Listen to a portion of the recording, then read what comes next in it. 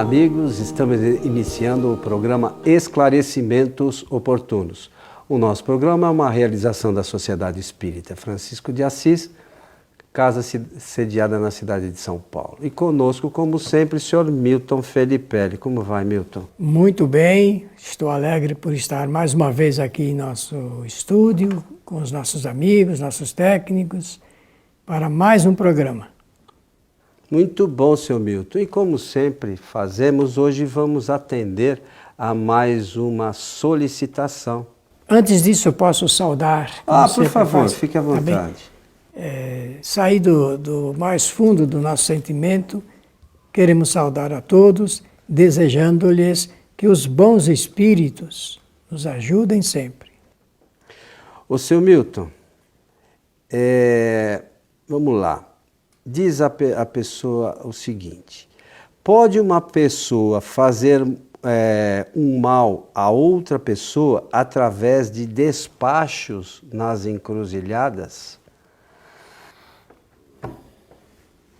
Bem, é uma pergunta muito interessante, muito interessante. E a gente vê, né? E ela parte da observação comum das pessoas ao verem, né? Isso aí, no Brasil e em alguns países aqui da América do Sul e da América Central, também isso é comum, é comum.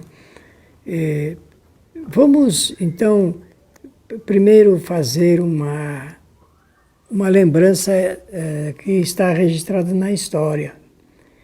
No tempo da escravidão, os escravos fugiam e, quando conseguiam alcançar pela fuga a liberdade, tratavam de preparar alguma coisa para os outros que viriam depois, que também iriam fazer essa tentativa de alcançar a liberdade através da fuga. E deixavam, então, em pontos estratégicos, alimentos que pudessem servir aqueles famintos, escravos famintos que estavam nesse trajeto da fuga. Eles conheciam já os caminhos a serem percorridos, então não ficava difícil. E essa prática se traduziu depois por uma experiência como se fosse um culto, uma tradição através de culto. E acontece um fato interessante. Há espíritos, agora ligando a história com o fato espiritual, há espíritos que ainda pensam que precisam de alimentos. É interessante isso, da imaginação deles. Allan Kardec explica esse assunto da imaginação, e eles então pensam que precisam de alimentos. Eles pensam que precisam de alimentos, porque eles não têm como se alimentar. Não tem como. O complexo perispiritual, o perispírito, não tem nada que possa realmente usufruir de energias, principalmente de alimentos, bebidas e tudo mais. Então isso depois, ao longo do tempo, se traduziu aqui em nosso país por intencionalmente se fazer o bem para outros, né? Oferecendo uma permuta com os espíritos. Dou isto e você me faz isto. Coisa na prática de religiões muito antigas, né? E então isso é muito comum, é muito comum. Agora, a pergunta ela incide sobre o fazer o mal. E é aí que nós precisamos agora, daqui para frente, conversar a respeito de como se faz o mal, ou se pode fazer o mal, como se faz o mal e para quem se faz o mal. Mas é assunto que vamos tratar disso nesse nosso diálogo aqui. A gente sempre aborda as nossas questões sobre a ótica espírita, né? Essa crença de que fazer os despachos e encruzilhadas basicamente são de outras doutrinas, né, que não são espiritismo. Precisa ficar claro isso. É uma prática. É uma prática normal, e a gente não quer dizer com isso que essa ou aquela é melhor ou pior, nada disso. Mas essa visão não é uma visão espírita. basicamente são de outras religiões afro, né? Mas não é espiritismo. Então, para quem quiser estudar o espiritismo, tem que buscar o conhecimento nas obras fundamentais da doutrina, que são os livros de Kardec. Então, a gente pode falar sobre essa tendência, né, que o Milton falou, mas na ótica espírita, né, sobre a ótica espírita. O que o espiritismo nos traz com relação a esse tipo de ato. De procedimento. E como é que isso funciona, certo? Isso mesmo. Bem, conforme nós sabemos, e esse é um grande ensinamento da doutrina espírita, os espíritos conversam através do pensamento. O pensamento é tudo. O pensamento é tudo. Para ser mais exato, também nós conversamos com outros seres através do pensamento. Só que como não temos uma noção muito clara e detalhada de como funciona a ação do pensamento, por vezes recebemos os pensamentos emitidos por uma outra pessoa, quase sempre seguimos aquelas recomendações, sugestões, influências através do pensamento e não percebemos. Então o pensamento está sendo, estamos agindo através do pensamento a todo instante. Isso aí é realmente uma coisa fantástica. Quem usa muito a internet sabe, pode entender bem isto, porque existe um verdadeiro cruzamento das influências através da internet, da informática. Agora, conforme eu disse, temos que saber o que é o mal. O que é o mal para uma pessoa? Fazer o mal para uma pessoa é desejar-lhe que alguma coisa de ruim aconteça em sua vida. Que ela morra num acidente, num desastre, que ela perca o emprego, que ela deixe o namorado, deixe o marido, ou ao contrário, deixe a mulher, coisas assim, porque normalmente desejar o mal nunca é para a construção do bem, né? É sempre para a construção do malefício a alguém. Há uma afirmação que nós precisamos fazer desde agora, para depois irmos conversando, se for necessário, em 1000 programas. Ninguém é capaz de fazer o mal a outra pessoa. Se esta não desejar,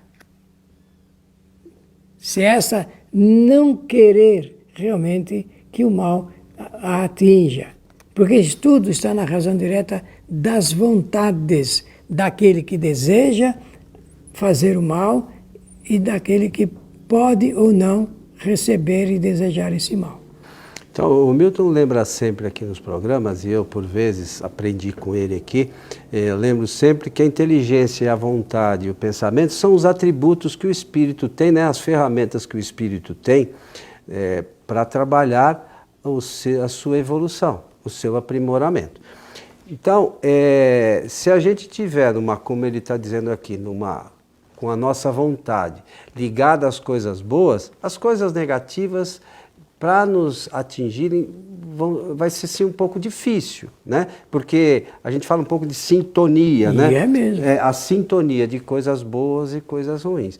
Mas há uma questão que nós já tratamos aqui por diversas vezes.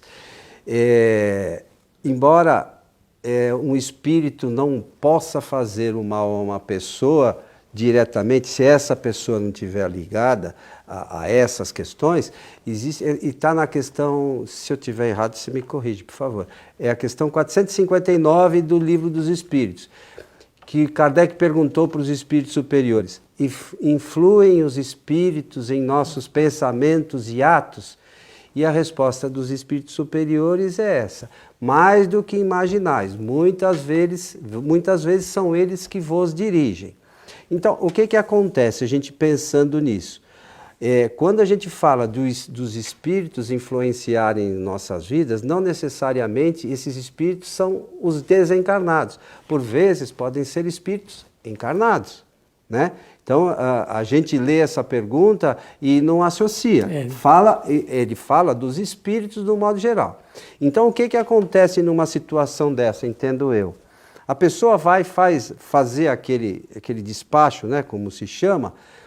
O que acontece com isso? Ela está com os pensamentos dela, são de desejos negativos para essa pessoa. Proposta. Só que ela pela falta de entendimento, ela coloca a atribuição àquelas coisas materiais, né, que ela ofereceu eventualmente para um outro espírito fazer o serviço, por assim dizer. Na realidade, essas coisas não têm muito intermediário. Podem ter alguns que se afinizem com aquela mesma ideia dele e vão, de uma certa forma, tentar prejudicar também esse terceiro. Mas, na realidade, quando essa pessoa ela vislumbra essa ideia de fazer esse despacho, ela já está desejando o mal para essa outra pessoa. Aquilo que seria um meio, isso não existe. Materialmente não existe. Que poder tem material? Uma pedra? Que poder? Eu vou pôr a pedra aqui em cima da mesa, ela vai desejar o que para mim? Nada, não pode desejar nada. Outra coisa, uma outra coisa que a gente tem que entender, os espíritos, eles são espíritos e eles eles seguem as orientações e a base deles é a base trazida por eles mesmos, que os espíritos não se alimentam. Quem quiser ter uma noção mais clara disso, é só acessar lá o site do IPEAK, depois o Bruno vai fazer a gentileza de colocar aqui na tela, ipeak.net, e procura lá a história de Baltazar o Gastrônomo, que a história é um espírito que estava encarnado e ele conta o que ele passa. Então, os espíritos, eles podem ter vontade de qualquer coisa. Isso. De beber, de fumar, de comer, de fazer sexo, de passear. Eles podem ter vontade de qualquer coisa, mas isso eles não podem realizar. Eles podem sim ir e vir aonde eles quiserem. Né? Eles podem, eu vou na feira, eu vou na casa do fulano, isso eles podem fazer. Mas materialmente eles não podem atuar, só pelo pensamento. É isso aí. É exatamente isso. Então, o que é que nós temos aí? Temos que um propõe, quer, à vontade, e propõe. O outro, pela liberdade, o uso da sua vontade pode aceitar ou não. Quando alguém está muito fragilizado, com muito medo na vida, ela se torna um alvo bastante fácil da interferência de espíritos. Eu vou dar um exemplo para ficar mais fácil. Uma pessoa se coloca à disposição de um hipnotizador, que trabalha com a hipnose, não é? O hipnotizador só hipnotiza a pessoa que quer ser hipnotizada, ou que está abrindo por vontade própria as suas guardas, porque se ela opõe resistência firme, não quero ser. A vontade. A vontade determina e o hipnotizador não tem como realmente entrar no mérito desse magnetismo através da hipnose e a pessoa não é hipnotizada. Então, nem todas as pessoas a quem se dirige trabalhos de qualquer natureza espirituais, não é para qualquer pessoa que atinge, só atinge aqueles que estão fragilizados, intelectual e moralmente falando, e por temor, por medo, por receio, e como diria o bom italiano, por paura, então acaba realmente se colocando a esse serviço, à disposição desse serviço. O importante é responder essa pergunta para esta pessoa que nos perguntou, o seguinte, qualquer coisa que queiramos fazer para outros acabam num processo meritório da lei de causalidade, causa e efeito, se circunscrevendo a nossa própria periferia. Então, é como costuma-se dizer, mas nem sempre isso deve ser respondido dessa forma, de que o mal retorna para quem faz, assim como o bem. Já ouviram essa expressão, não é verdade? O mal retorna para quem o faz. O bem também. O bem feito, realmente ele tem consequências. As consequências do mal são negativas para quem o deseja. E as consequências do bem são positivas para quem o deseja também. Então, só para tentar ajudar aí no entendimento dessas questões. Então, veja, a pessoa no momento que ela está desejando o mal, veja que interessante, no momento que ela está tendo um desejo negativo para alguém, ela está aberta para a que tipo de pensamento? Negativo. Negativo. Vão se aproximar dela espíritos Negativos. em que pensamento? Negativos. Então, no momento que ela acha que ela está fazendo mal para alguém, ela está fazendo mal para ela, porque os espíritos negativos vão se aproximar dela e vão insuflar ainda mais o pensamento dela. E ela vai ficar pior ainda. Então veja, como a coisa às vezes é meio que acaba sendo pior para nós do que para os outros. Agora, primeiro, não é uma atitude legal para ninguém fazer mal para quem quer que seja. E nem elegante, né? Não é uma coisa correta. Agradável.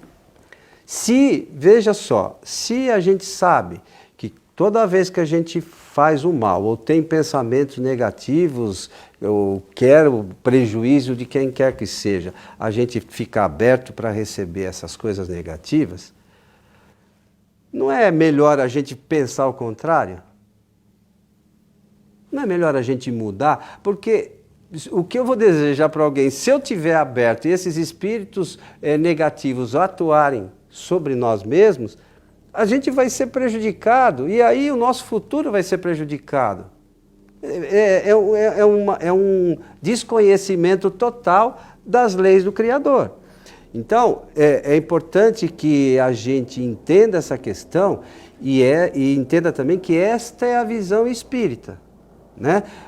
A gente respeita as pessoas que pensam que isso é verdadeiro, mas a gente pede que raciocine, né? O que a matéria pode fazer contra quem quer que seja? Ao contrário do pensamento. O pensamento é uma força ativa que todos nós temos à nossa disposição. Ou a gente usa ela como ferramenta boa, ou faz uso dela como ferramenta ruim. Cada um sabe o que é melhor para si, né? É verdade. Isso aí é o livre-arbítrio em ação. Olha, o momento no mundo inteiro é o momento da proposta da positividade. A gente nota que existem milhares de livros impressos, estou falando em papel, milhares de vídeos, programas, palestras, cursos, os mais variados, até se inventa muita coisa nova, os novidadeiros apresentam até títulos novos aí daqueles de autoajuda e tudo mais, no sentido de melhorar a qualidade de vida das pessoas. E começa, muitos desses autores, pelas pessoas aprenderem a pensar positivamente, que é o que nós temos que aprender, a pensar positivamente. Para isto, se faz necessário que a pessoa tenha o mínimo de conhecimento sobre a realidade espiritual. Por quê? Porque se não tomar cuidado, vai exercitar, vai experimentar, vai praticar toda essa orientação reinante, mas sem resultado consequente com o tempo. Em um determinado tempo, a pessoa para. Eu já fiz várias experiências sobre pessoas que começam o dia com pensamento positivo, qual é o resultado, e pessoas que começam o dia, porque eu conheço as pessoas que são negativas no pensamento, e como é que é o dia de uma pessoa que só pensa negativamente. Aquelas pessoas que pensam positivamente, claríssimo, que tem mais condição de atingir o sucesso, porque realmente as forças que se aglutinam, conforme bem disse o Coelho, as forças que se aglutinam em torno dela, através de espíritos desencarnados, são espíritos bons, protetores, amigos, aqueles que querem ajudar. E a pessoa que pensa negativamente também vai ser ajudada. Olha, Ela vai ser ajudada por espíritos que pensam negativamente. A gente, como bem disse o Milton aqui sempre nas suas colocações, a gente precisa ter um conhecimento pelo menos básico das informações da doutrina espírita para a gente entender a vida nossa. Né? Esse é um dos objetivos principais. A doutrina espírita traz leis universais que regem o universo. Né? Elas são universais e regem o universo naturalmente. Então é isso que a gente precisa entender.